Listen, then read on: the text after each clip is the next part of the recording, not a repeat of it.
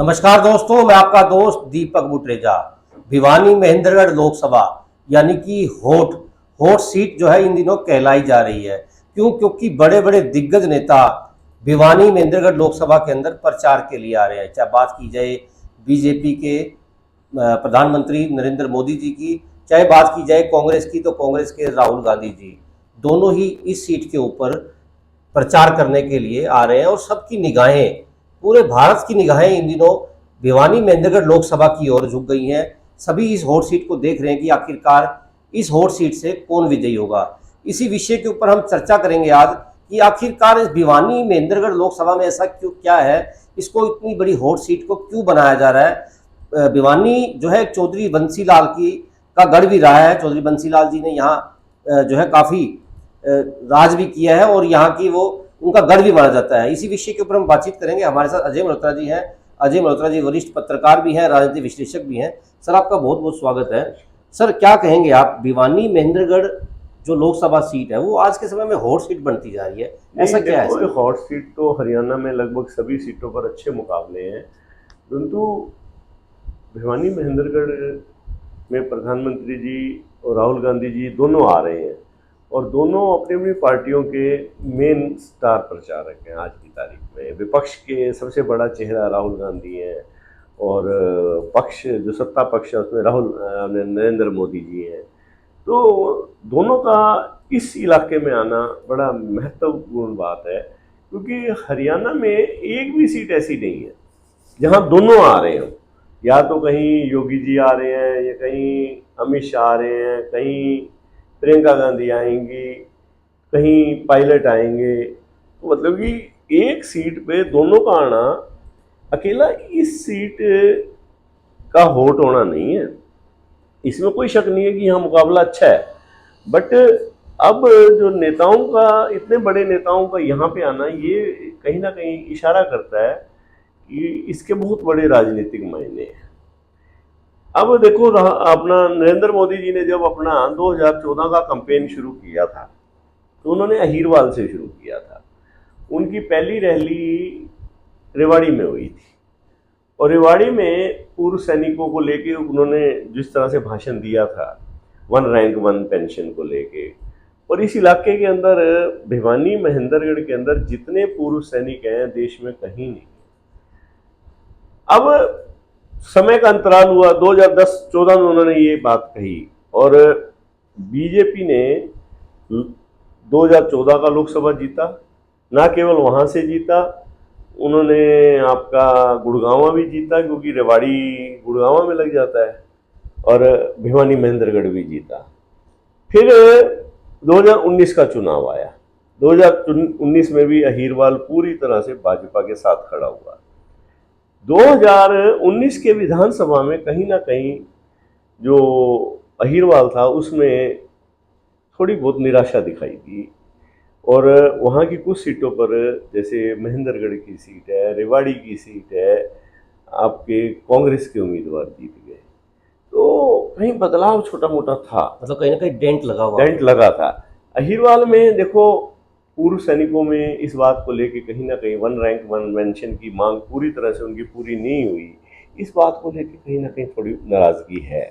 और उसके ऊपर जो अग्निवीर योजना आई, वो अब जिस इलाके के बच्चे सबसे ज़्यादा सेना में भर्ती होते हो और अग्निवीर योजना जब लागू होती है तो उस इलाके के बच्चों में निराशा आनी है, तो वो इस चीज़ को हजम नहीं कर पाए। तो उसके ऊपर कांग्रेस ने क्या किया अब की बार, कि पहले यहाँ कांग्रेस क्या करती थी, 2014 में 9 में उन्होंने बंसीलाल जी की पोती को उतारा, 19 में भी उतारा, मैदान में तो जाट उम्मीदवार उतारा था। अब फिर कांग्रेस ने भाजपा को फंसा दिया, उन्होंने इस इलाके में अहीरवाल का कैंडिडेट दे दिया। एक तो नाराजगी, ऊपर से अहीर कैंडिडेट, तो सीट पे असर आना लाजमी है। उसके ऊपर जो आपकी रोहतक की सीट है, कोसली उसमें आता है। पिछली बार दीपेंद्र हुड्डा 7,000-8,000 वोटों से हारे थे पूरे पार्लियामेंट में, और अकेले कोसली से 70,000 वोटों से हार गए थे। अब की बार कोसली में भी कुछ बदलाव है, वो चीज पहले वाली स्थिति नहीं रही। तो ये सारा कुछ भांपते हुए प्रधानमंत्री ने, और राव इंद्रजीत अब गुड़गांव से लड़ रहे हैं, उनके लिए भी अहीरवाल बहुत महत्वपूर्ण है। रेवाड़ी का इलाका, सोना का इलाका, बादशाहपुर का, वहाँ बड़ी संख्या में अहीर है। और ओबीसी बैंक, वोट बैंक भी काफी है इस इलाके में। तो प्रधानमंत्री जी पुनः अपने प्रभाव का इस्तेमाल करके इस बेल्ट में अहीरवाल को एक बार फिर से आश्वासन देने के लिए आए हैं। लगता है कि वो उस वोट बैंक को सहेज के रखा जाए। भाजपा नहीं चाहती कि अगर ये वोट बैंक टूटता है तो नुकसान होगा। दूसरी ओर कांग्रेस ने यहां राहुल गांधी को चरखी दादरी में बुलाया। अब आप देखो, जो भिवानी जिला है, ओल्ड भिवानी जिला, जिसमें चरखी दादरी भी आ जाता था, ये किसान बहुल्य इलाका है और किसानों के बड़े बड़े आंदोलन हुए हैं। अब जो पीछे किसान आंदोलन हुआ दिल्ली में, उसमें हमारे इलाके के जो महेंद्रगढ़, भिवानी और ख़ास तौर पे आपका लोहारू, चरखी दादरी, बाटड़ा, यहाँ से तो शाम, यहाँ से लोगों की भागीदारी बहुत ज़्यादा थी। जबकि महेंद्रगढ़ से किसान नहीं गए थे, इस इलाके का किसान गया था। और राहुल गांधी खुद वहाँ किसान आंदोलन में इनसे मिलने गए थे किसानों, और कांग्रेस निरंतर इनको समर्थन देती रही है किसानों को। और पीछे जो आपके चरखी दादरी इलाके से ये फोगाट सिस्टर्स हैं, तो जिस प्रकार से आंदोलन में बैठी हो, तो अब वो उसको लेके भी गुस्सा है उस इलाके में, और उन पहलवान बेटियों के साथ समर्थन है इलाके का।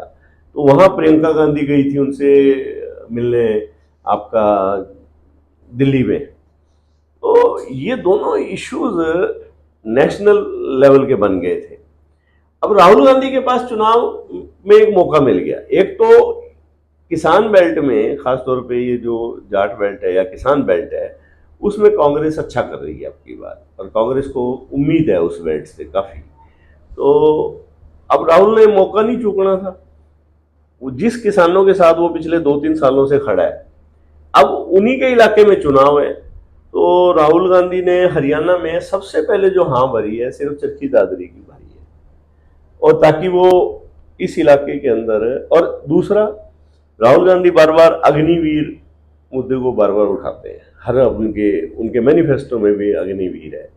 और अग्निवीर का महत्व मैंने आपको बताया कि महेंद्रगढ़ में और भिवानी में बहुत ज्यादा है। तो राहुल गांधी इस बहाने न केवल किसानों को, बल्कि अग्निवीर के बहाने महेंद्रगढ़ के लोगों को भी टच करना चाहते हैं, ताकि पूर्व सैनिक भी वहाँ बहुत हैं, और 1 रैंक 1 पेंशन को लेके भी। तो इसके बड़े राजनीतिक मायने हो गए हैं। एक वाइड मैसेज देना चाहती है कांग्रेस भी इन लोगों को समर्थन दे के। और मोदी जी अपने इलाके, अपने वो जो किला है उसको बचाने के लिए एक बार फिर से यहाँ आ रहे हैं। तो दोनों पार्टियों को अपने अपने नेताओं पे बड़ा विश्वास है और बड़ी उम्मीद है उनको भी हमारे को इसका फायदा मिलेगा। तो इसलिए दोनों पार्टियों के नेता अब जी जान से जुट गए हैं इन रैलियों को कामयाब करने के। सर, देखने में आया कि भिवानी महेंद्रगढ़ लोकसभा के अंदर जो भी नेता आता है, चाहे भिवानी, आज इस प्रकार से दीपेंद्र हुड्डा जी भिवानी आए थे, उन्होंने भी इस मुद्दे को ही छेड़ा है कि जो अग्निवीर योजना है, उन्होंने तो यहाँ तक कह दिया था कि बीजेपी और जेजेपी का जिस प्रकार से आपस में कोलैबोरेशन था, सरकार चली, बीजेपी ने तो दुष्यंत चौटाला को ही अग्निवीर बना दिया, उनको रिटायर कर दिया। हालांकि ये जरूर कहा कि दुष्यंत चौटाला जी को तो पेंशन जरूर मिलेगी और अग्निवीर को पेंशन नहीं मिलती। मतलब इस तरह के मुद्दे को लेकर के वो काफी ज्यादा आक्रामक दिखाई देती है कांग्रेस। मैंने बताया ना, ये मुद्दा उनका राष्ट्रीय मुद्दा है, पूरे देश में उठा रहे हैं। और इस मुद्दे की दुखती नब्ज सबसे ज्यादा भिवानी महेंद्रगढ़ में ही है। भिवानी महेंद्रगढ़ के अंदर आज आपके, अगर आप रिकॉर्ड उठा के देखोगे, 1 लाख से ज्यादा पूर्व सैनिक है, 2 लाख। और जिस इलाके में इतना पूर्व सैनिक हो और प्रेजेंट फोर्सेस में भी आप देखो, चाहे अहीरों के बच्चे हों, चाहे जाटों के बच्चे हों, इतने ज्यादा हैं। राजपूतों के बच्चे हैं, हमारे यहाँ का जो राजपूत राइफल में बच्चे बहुत हैं हमारे राजपूत समुदाय के। तो अग्निवीर कहीं ना कहीं पूरी तरह से मतदाता को हिट कर रहा है। तो इस मुद्दे को कांग्रेस भुनवाने में कोई कसर नहीं छोड़ेगी। खासतौर पे जैसे राहुल गांधी आए, अब दीपेंद्र हुड्डा ने भी आज इस मुद्दे पे विस्तार से चर्चा करी, बहल में भी, जुही में भी। अब इन सभी चीजों को काउंटर करने के लिए नरेंद्र मोदी जी अपने पिटारे से क्या निकालते हैं ये तो रैली में पता चलेगा, परंतु इतना जरूर है कि चिंता की लकीरें भाजपा पे दिखाई दे रही हैं भी इस मुद्दे के बाद किसान आंदोलन, अग्निवीर, इसके बाद भाजपा किस प्रकार से इसको काउंटर करेगी ताकि इसका दक्षिण हरियाणा में पूरा असर है, खासतौर पे भिवानी, महेंद्रगढ़, आपका रोहतक, गुड़गांव आदि सीटों पे डायरेक्ट असर है। तो अच्छा, हीर की जहाँ तक बात है वो तो पूरे आपका उत्तर प्रदेश में भी है। तो ये सारा इन चीज़ों को ध्यान में रखते हुए नरेंद्र मोदी जी ने, कि भाजपा ने उनका प्रोग्राम रखवाया है पाली में, महेंद्रगढ़ में, ताकि वो कांग्रेस ने जो जिन मुद्दों को उठा रखा है उनका जवाब दे सकें या पार्टी के अंदर नई संजीवनी डाल सकें, कोई ऐसा मुद्दा लेके आएंगे। सर देखने में आया कि राजनाथ जी भी भिवानी आएंगे, साथ ही योगी जी भी जो है हरियाणा के अंदर आएंगे, प्रियंका गांधी भी आएंगी। हरियाणा जो है फिलहाल 5वें फेज़ के अंदर आ गया, तो 5वें फेज़ के अंदर देखने में आ रहा है कि बड़े बड़े नेता पूरे हरियाणा के अंदर आ रहे हैं ताकि अपने अपने तरीके से अपने अपने नेताओं को जिता सकें।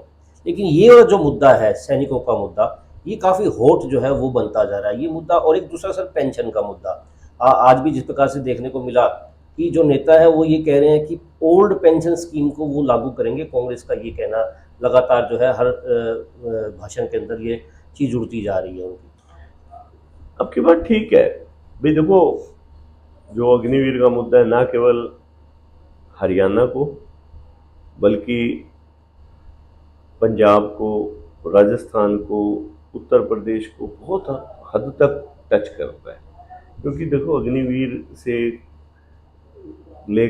को लेके जो इस इलाके के लोग हैं उनमें ज़्यादा खुशी नहीं है, उन्हें इस चीज़ का कष्ट है कि हमारे बच्चे एक नौकरी में जाते थे या सेना के अंदर बच्चे जाते हैं, अगर रेगुलर जाते हैं तो उन सेना मजबूत होती है। तो भाजपा बैकफुट पे है इसको लेके। तो अब भाजपा के लिए दिक्कत है कि भाजपा क्या करे। और ऊपर से अब आपने बात कही पेंशन की, हरियाणा में कर्मचारियों में इस चीज़ को लेकर सुगबुगाहट है। पिछले दिनों मनोहर लाल जी ने 2 दिन पहले ये कहा है भाई अगर कर्मचारी अपनी आदतें नहीं सुधारेंगे तो हम 4 के बाद हम सुधार देंगे। कहीं ना कहीं मनोहर लाल जी को भी इस चीज़ को लेके आभास है कि कर्मचारी इस बात को लेके नाराज है पेंशन खत्म होने से, या पेंशन चाहता है। भाजपा अपने मैनिफेस्टो में कह नहीं पा रही है अभी हम पेंशन देंगे, कांग्रेस कह रही है हम पेंशन देंगे। तो उन्होंने मतलब कि कहना तो कुछ और चाहते थे, तो गुस्सा कहीं और निकाला है। उनको ये लग रहा है भाई ये कर्मचारी हमें सपोर्ट नहीं कर रहे हैं, तो उनका गुस्सा कहीं और निकला है। उन्होंने कहा भी ये सरकार विरोधी काम कर रहे हैं तो हम इनके खिलाफ कार्रवाई करेंगे। तो ये मुद्दा कर्मचारियों में तो देखो है, ये मुद्दा, इसमें कोई शक नहीं है। मतलब आने वाले समय के अंदर जिस प्रकार से हरियाणा के अंदर कहा जाता है कि जय जवान जय किसान, ये जो नारा है वो काफ़ी प्रचलित है। ये नारा प्रचलित कांग्रेस जो है वो अब की बार ज़्यादा इस मुद्दों को लेकर के उठा भी रही है, क्योंकि चुनाव है, चुनाव में मुद्दे जो है हर पार्टी उठाती भी है। कुछ वो कहीं ना कहीं किसी न किसी की रग को जो है ढूंढना रहता है और इसी रग को पकड़ करके कांग्रेस आगे बढ़ रही है। देखो जय जवान जय किसान हरियाणा का तो एक मुद्दा है। हरियाणा के अंदर जवान और किसान ये अपने आप में बहुत महत्व रखते हैं। तो स्वाभाविक है विपक्ष इनके मुद्दे उठाएगा। वो जो सरकार इनको नहीं दे पाई तो विपक्ष इनको कैश करवाने की कोशिश करेगा, और सरकार अपनी तरफ से आश्वासन देगी भाई नहीं हम इनकी ये समस्याएं दूर करेंगे। अब जैसे मोदी जी के माध्यम से ये कोशिश करेंगे कि अग्निवीर पे अपनी सफाई दे पाएँ, या अहीरवाल के अंदर कोई और बड़ी सफाई दे पाएँ भाई हम कैसे अहीरवाल के अंदर हम दोबारा विश्वास पैदा करें लोगों के अंदर, जो थोड़ा बहुत हिलने लगा है विश्वास। तो ये है। बिल्कुल दोस्तों, जिस प्रकार से आने वाले समय के अंदर प्रधानमंत्री जी नरेंद्र मोदी, साथ ही राहुल गांधी जी भिवानी महेंद्रगढ़ लोकसभा के अंदर रैलियां करेंगे। हालांकि भिवानी महेंद्रगढ़ लोकसभा सीट अब हॉट सीट बन गई है। बड़े बड़े नेता यहां पर आकर के अपने उम्मीदवार को जिताने का प्रयास कर रहे हैं। खैर ये तो आने वाला समय बता पाएगा कि जनता उनकी बातों पर कितना भरोसा करती है और भरोसे के हिसाब से अपना वोट देती है। आपको हमारी वीडियो पसंद आई तो जरूर हमारे चैनल को सब्सक्राइब करें, लाइक करें और शेयर करें। नमस्कार। फिर वही शेयर करें 10 बार।